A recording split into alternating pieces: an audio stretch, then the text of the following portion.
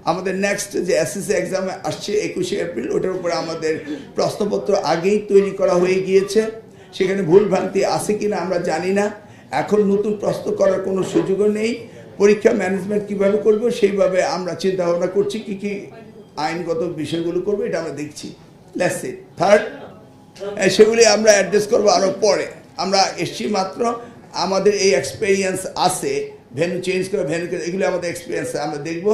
আর আপনারা যারা এই শিক্ষাবিদ করছেন তারা এই ধরনের মতামত সবসময় আমাদেরকে দিতে পারেন। We welcome.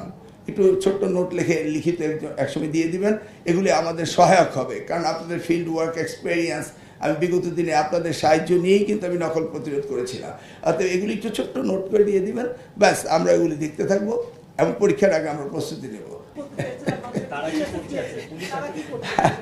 বিষয়টা আমি 1000 বার ন্যূনতম আমার নির্বাচন এলাকায় আমরা যখন প্রচারণা করতাম তখন আমার কমিটমেন্ট, আমি কচুয়ার জন্য বারবার বলতাম যে আমার এখানে যদি আমি নির্বাচিত হই 12 তারিখ রাত 12টা 1 মিনিট থেকে মাদক বন্ধ হতে হবে, ইফটিজিং বন্ধ হতে হবে, সন্ত্রাস বন্ধ হতে হবে, সারা রাত রাস্তাঘাটে ঘোরাফেরা করা এটা বন্ধ হতে হবে।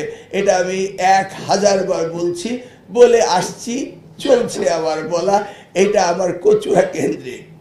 আমি মন্ত্রী হওয়ার পরে আমার প্রশাসনকে কচুয়া উপজেলায় ডেকে বলেছি, ওসি সাহেব এটা তো আবার সাংবিধানিকভাবে এটা ঠিক না, তবে কচুয়ার অভিভাবকদেরকে নিয়ে তারা রাস্তায় ঘোরাফেরা করলে তাকে জিজ্ঞাসাবাদ করবেন এবং অভিভাবকদের বলবেন।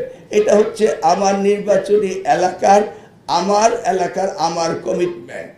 সারা বাংলাদেশে কি হবে সেই ঘোষণা তো আমি শিক্ষা মন্ত্রণালয় থেকে দেইনি, এটা শিক্ষা মন্ত্রণালয়ের শিক্ষামন্ত্রী হিসেবে ঘোষণা।